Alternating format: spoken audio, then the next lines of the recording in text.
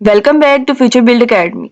आज की हम अपनी इस वीडियो के अंदर देखेंगे C++ IT सीरीज की बुक का प्रोग्राम 5.4 जिसके अंदर है कि write a program that inputs marks of 3 subjects. User को कहा जाएगा कि कोई 3 सब्जेक्ट्स के मार्क्स एंटर करो। If the average of marks is more than 80, अगर तो उस मार्क्स की एवरेज कैलकुलेट करो और एवरेज कैलकुलेट करने के बाद अगर वो मार्क्स 80% से ज्यादा हैं देन क्या करे, इट डिस्प्लेस टू मैसेज, दो मैसेज डिस्प्ले करे। यू आर अबव स्टैंडर्ड, आप आगे मूव कर गए हैं, एंड एडमिशन ग्रांटेड, और आप एडमिशन के अहल हैं। ये हम लोगों ने सबसे पहले प्रोग्राम की स्टेटमेंट को समझना है। इससे पहले हम लोगों ने प्रोग्राम 5.3, 5.2 और 5.1 C++ IT सीरीज की बुक का चैप्टर नंबर 5 का तीनों प्रोग्राम अपलोड हो चुके हैं इसी चैनल पे। अगर कोई उनको एक्सेस करना चाहता है तो जाकर एक्सेस कर ले। और इसके अलावा नंबर सिस्टम क्या होता है, नंबर सिस्टम की टाइप्स, लैंग्वेज प्रोसेसर क्या होते हैं, कंपाइलर, इंटरप्रेटर, असेंबलर, ये सारी वीडियोस इसी चैनल पर मिल जाएंगी। रैम और रोम में बेसिक डिफरेंस क्या होता है, रैम और रोम के एडवांटेजेस, डिसएडवांटेजेस, उनकी एग्जांपल्स, उनकी टाइप्स, और बहुत डिटेल के साथ, बहुत तफसील के साथ उस वीडियो को अपलोड किया गया। और इसके अलावा साइकोलॉजी के बहुत सारे टॉपिक्स हैं, counselling psychology, forensic psychology, development psychology, school psychology, और इसके अलावा बहुत सारे टॉपिक हैं। साइकोलॉजी और साइकेट्रिस्ट में बेसिक डिफरेंस क्या है, वो इस चैनल पर आपको वीडियोस मिल जाएंगी। अब वीडियोस को बगैर टाइम वेस्ट किए हम अपनी आज की वीडियो स्टार्ट करते हैं, जो कि है प्रोग्राम 5.4 C++ IT सीरीज की बुक का। सबसे पहले हम लोगों ने इसकी स्टेटमेंट को समझा है। स्टेटमेंट के अंदर यही है कि write a program that input marks of 3 subjects. ये यूजर को कहा जा रहा है कि आप कोई से भी 3 सब्जेक्ट के मार्क्स एंटर करें। अब सबसे पहले हम लोग जो इतना सा काम है उसको परफॉर्म करते हैं कि write a program that inputs marks of 3 subject.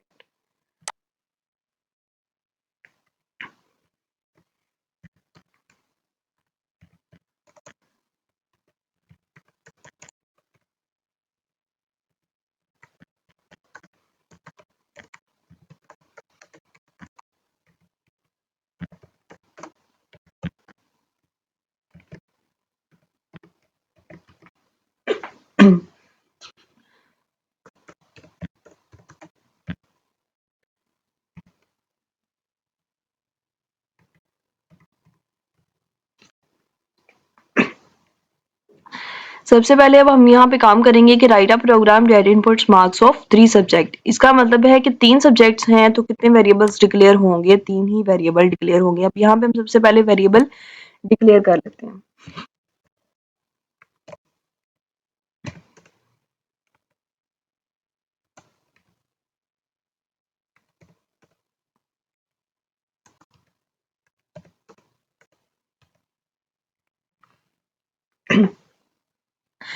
Variable declare करने के भी रूल्स होते हैं, मेथड्स होते हैं, जो कि प्रीवियस वीडियोस के अंदर बताया गया है कि वेरिएबल डिक्लेरेशन के क्या रूल्स होते हैं।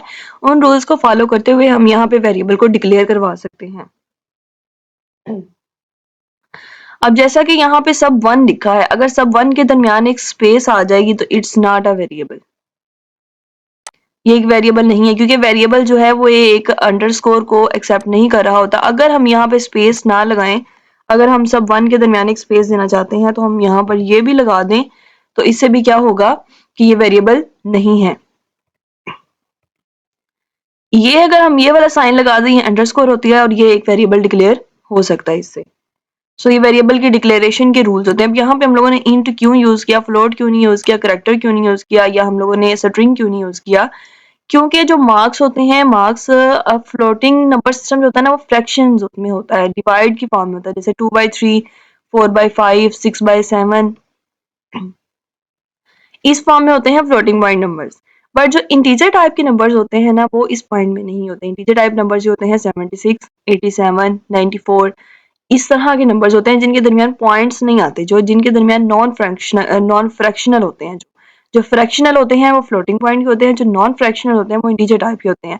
करेक्टर टाइप हम क्यों नहीं यूज करते, करेक्टर टाइप वहां पे यूज करते हैं, सपोज अगर आपने रिजल्ट कैलकुलेट करना है, उसके अंदर जो आप ग्रेड देते हैं, अगर किसी के 80% से ज्यादा मार्क्स हैं तो आप उसको कहते हैं ये ग्रेड ए कंसीडर किया जाता है। वो जो ग्रेड ए है, एक सिंगल करेक्टर आप देते हैं, उसको हम करेक्टर के टाइप में लिखते हैं। और स्ट्रिंग होती है, लाइक अगर आपने अगर कोई रिजल्ट कैलकुलेट कर रहे हैं और इसमें पर्सन का जो मार्क्स है वो 80% से अगर ज़्यादा बन रहे हैं तो आप फिर उसको क्या करेंगे, आप एक स्टेटमेंट प्रिंट करवाएँगे, कांग्रेचुलेशंस यू हैव पास्ड। अब वो जो स्टेटमेंट है वो स्टेटमेंट में क्या है कि स्ट्रिंग जो होती है ना वो कंकैटिनेशन ऑफ करैक्टर्स की होती है। अगर हम करैक्टर्स को इकट्ठा कर दें कि 4-5 करैक्टर्स को, एक या एक से ज़्यादा करैक्टर्स जो हों वो एक स्ट्रिंग बन जाती है। तो फिर हम उसको डबल कोटेशंस के अंदर लिखते हैं हमेशा स्ट्रिंग को, और करैक्टर को हम सिंगल कोटेशन के अंदर लिखते हैं। सो मैंने प्रोग्राम की तरफ आते हैं। अब सबसे पहला काम है कि write a program that inputs marks of 3 subject. ये कोई एक प्रोग्राम लिखें जो कि क्या कर रहा है, 3 सब्जेक्ट्स को इनपुट कर रहा है। अब यहाँ पे सबसे पहला काम था 3 सब्जेक्ट्स, तो इसका मतलब है 3 वेरिएबल डिक्लेयर हो गए हैं। अब नेक्स्ट काम क्या करना है कि write a program that inputs marks. अब हमने यहाँ पे मार्क्स इनपुट करवाने हैं, तो उसके लिए हम क्या करेंगे, यूजर को एक स्टेटमेंट देंगे कि enter marks of first subject, enter marks of second subject and enter marks of third subject. तो वहाँ पे अब सी आउट सीन का जो कंसेप्ट है ये प्रीवियस वीडियो 5.2 5.3 प्रोग्राम के अंदर बहुत डिटेल के साथ डिस्कस किया है कि जो सी आउट है वो जब आपने कोई आउटपुट देनी होती है तो वो सी आउट से देते हैं। अगर आपने यूजर को अलाउ करना है, यूजर को एक्सेस देनी है कि वो भी इसमें कुछ एडिशन कर ले, तो फिर आप सी इन का फंक्शन यूज करते हैं।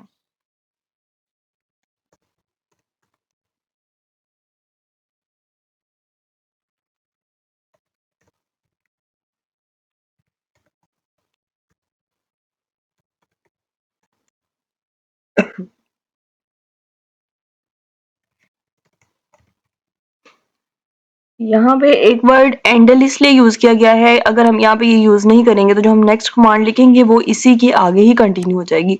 एंडल का मतलब होता है न्यू लाइन के, जो अगली लाइन लिख रहे हैं वो न्यू लाइन के अंदर जाए।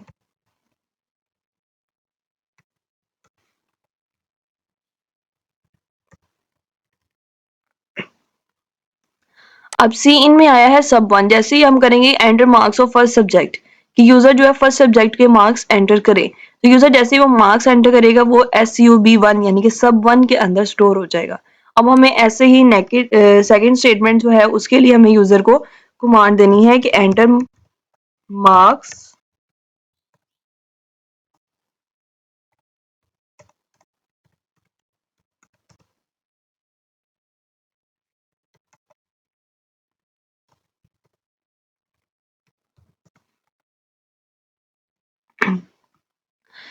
जैसे ही ये वाली स्टेटमेंट एग्जीक्यूट होगी, नेक्स्ट ये स्टेटमेंट एग्जीक्यूट हो जाएगी, enter marks of second subject.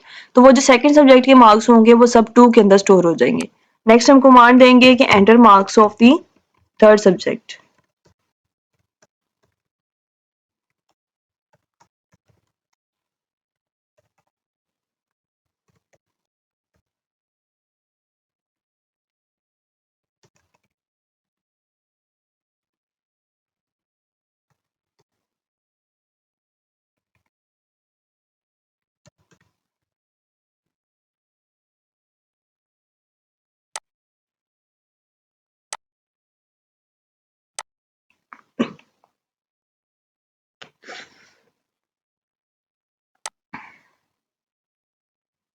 Okay, अभी हमारा प्रोग्राम कंप्लीट नहीं हुआ, बट अब अभी हम क्या कर रहे हैं, हम अपने सिर्फ ये जो पहला स्टेप था हमारा write a program that inputs marks of 3 subject, हम अभी सिर्फ ये वाली स्टेटमेंट को अभी इस पे काम कर रहे हैं। इसके इसके अकॉर्डिंग क्या था कि 3 सब्जेक्ट थे, हमने 3 वेरिएबल डिक्लेयर करवा लिए। इनपुट मार्क्स भी 3 सब्जेक्ट के इनपुट करवाने थे मार्क्स, तो हम लोगों ने ये enter marks subject 1 subject 2 and subject 3 के मार्क्स जो है वो इनपुट करवा लिए। उसके बाद नेक्स्ट काम जो हम लोगों ने सी इन का फंक्शन यूज किया है, सब्जेक्ट 1 सब्जेक्ट 2 सब्जेक्ट 3। इसका मतलब है कि जो यूजर फर्स्ट सब्जेक्ट के मार्क्स एंटर करेगा वो सब्जेक्ट 1 में होंगे, जो यूजर सेकंड सब्जेक्ट के मार्क्स एंटर करेगा वो सब्जेक्ट 2 में होंगे, और जो यूजर थर्ड सब्जेक्ट के मार्क्स एंटर करेगा वो सब्जेक्ट 3 में होंगे। अब जैसे ही हम लोगों ने सी इन का फंक्शन यूज किया था तो साथ ही ये ब्लिंक आना शुरू हो गया, ये कर्सर आना शुरू हो गया। इसका मतलब अब यूजर यहाँ पे इनपुट कर सकता है। अगर हम यहाँ पे ये एंडल का कीवर्ड नहीं यूज करते तो फिर क्या होना था कि ये जो कर्सर यहाँ पे ब्लिंक कर रहा है इसने ये सब्जेक्ट के साथ ही ब्लिंक कर रहे होना था।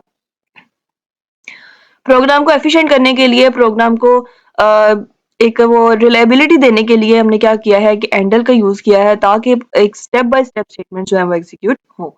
अब enter marks of first subject, suppose हम फर्स्ट सब्जेक्ट के मार्क्स एंटर करते हैं यहाँ पे 90। Enter marks of second subject enter कर लेते हैं 80। Enter marks of third subject यहाँ पे एंटर करते हैं, enter marks of third subject 80। हमारा प्रोग्राम टर्मिनेट कर गया है क्योंकि प्रोग्राम के पास जितनी हम लोगों ने स्टेटमेंट्स दी थी उतनी स्टेटमेंट्स को उसने एग्जीक्यूट कर लिया।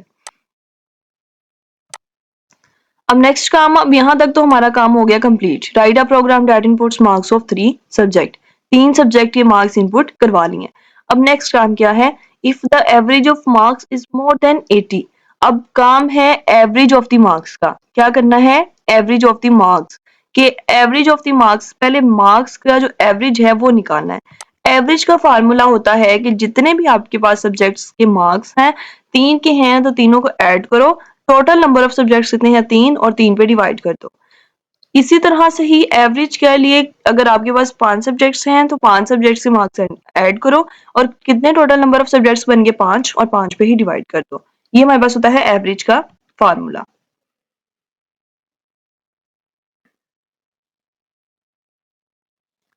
अब यहाँ पे हम पहले एवरेज का कीवर्ड वेरिएबल डिक्लेयर करवा लेते हैं।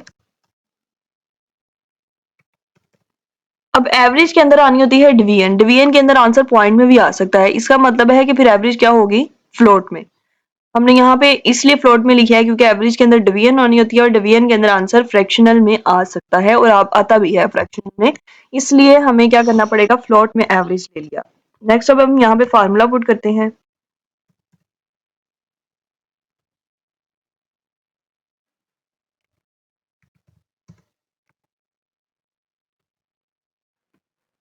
sub1, sub2, sub3, total number of subjects कितने हैं, 1, 2 और 3। तो यहाँ पे हम डिवाइड लगा देंगे 3.0।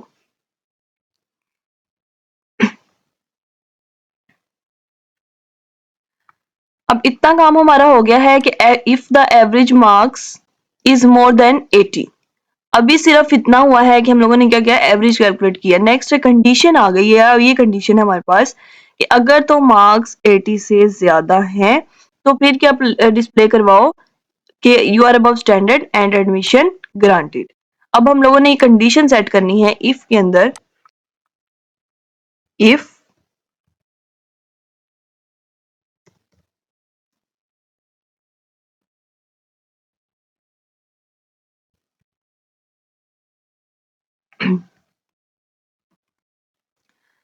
अब यहाँ पे क्या होगा कि सब्जेक्ट 1 के मार्क्स सपोज 2 हैं, सब्जेक्ट 2 के 90 हैं, सब्जेक्ट 3 के इसी तरह से ही टोटल 100 हो गई हैं सब्जेक्ट के मार्क्स, और इसको हम लोगों ने 3 पे डिवाइड कर लिया। अब 3 पे डिवाइड करने से जो भी आंसर आएगा, सपोज 90 आएगा, 90 अब क्या होगा कि 90 इस एवरेज के अंदर जाकर स्टोर हो जाएगा। ठीक है कि एवरेज कैलकुलेट होगी, कैलकुलेट होके अब एवरेज के अंदर क्या पड़ा है, सपोज कर लेंगे एवरेज के अंदर 90 पड़ा है। अब इफ अगर तो 90 ये हमारे पास है ग्रेटर देन, अगर तो 90 80 से ज्यादा है तो फिर कंडीशन चलेंगी ना, तो फिर इसका मतलब यहाँ पे क्या, ये वाला साइन आएगा, क्योंकि 80 से बड़ी जितनी भी वैल्यूज होंगी वहां पे हम लोगों ने ये डिस्प्ले करवाना है कि यू आर अबव स्टैंडर्ड और एडमिशन ग्रांटेड। तो यहाँ पे हम सी आउट में कमांड दे देते हैं।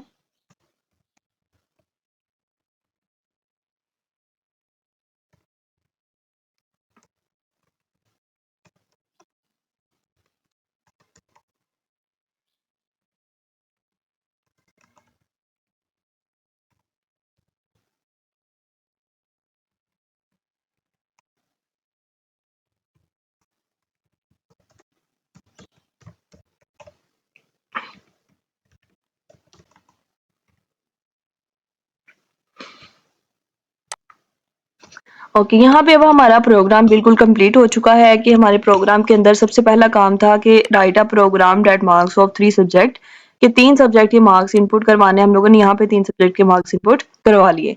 नेक्स्ट काम था if the average of marks is more than 80। तो सबसे पहले तो एवरेज को कैलकुलेट किया, फिर एवरेज को कैलकुलेट करने के बाद देखा कि अगर तो 80 से ज्यादा है, फिर यहाँ पे कंडीशन लगा ली। कंडीशन हमेशा इफ के अंदर ही लगती है, इफ के अंदर कंडीशन लगा ली है, अगर तो एवरेज, एवरेज यहाँ पे एवरेज कैलकुलेट होकर इस एवरेज के अंदर स्टोर हो जाएगी। फिर ये एवरेज यहाँ पे हमने रखी कि अगर तो एवरेज जो है वो ग्रेटर देन है 80 से, तो फिर क्या होगा कि ये दो स्टेटमेंट्स जो है वो एग्जीक्यूट हो जाएंगी कि you are above standard and admission granted. ये स्टेटमेंट्स जो है एग्जीक्यूट हो जाएंगे। अब हम इसको रन करके देखते हैं क्या आता है हमारे पास।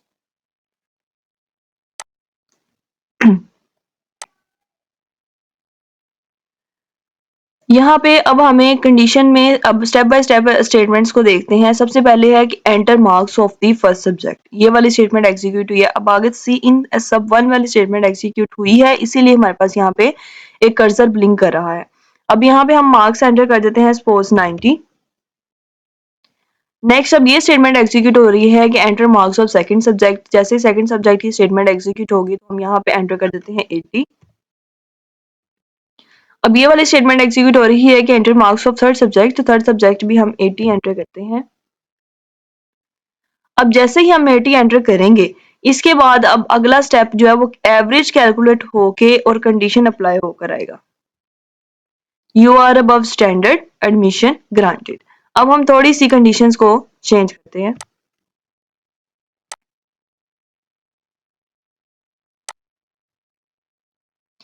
Enter marks of first subject suppose 60, second subject 70 and third subject is suppose 90। then अब क्या हुआ है कि ये सब्जेक्ट जो था ये तो 80 प्लस था, लेकिन जो ये है ये 70 है और ये सब्जेक्ट जो फर्स्ट सब्जेक्ट है वो 60 है। तो यहाँ पे हमारा प्रोग्राम टर्मिनेट कर गया, लेकिन हमें ये स्टेटमेंट नहीं मिली कि you are above standard and admission granted. अब इसका मतलब हुआ कि ये स्टेटमेंट नहीं चलेगी, you are above standard and admission granted. अगर तो यहाँ पे 90 प्लस होगा देन ही ये स्टेटमेंट एग्जीक्यूट होगी, अदरवाइज क्या होगा कि ये स्टेटमेंट एग्जीक्यूट नहीं होगी।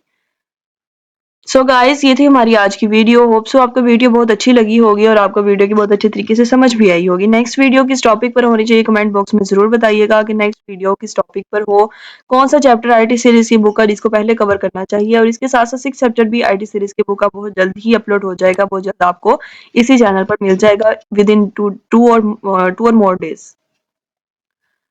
So stay connected with me. और अगर आपको कोई भी सब्जेक्ट से रिलेटेड, यहाँ पर हर सब्जेक्ट से रिलेटेड आपको वीडियोस मिलेंगे, मैथमेटिक्स की, साइकोलॉजी की, कंप्यूटर साइंस की, और बहुत सारे टॉपिक्स जो हैं वो इस चैनल पर कवर कर दिए गए हैं। अगर आप कोई भी वीडियो एक्सेस करना चाहते हैं तो आप इसी चैनल पर जाके एक्सेस कर सकते हैं। नेक्स्ट वीडियो 5.5 प्रोग्राम और 5.6 प्रोग्राम की विद इन 2 डेज आ जाएगी।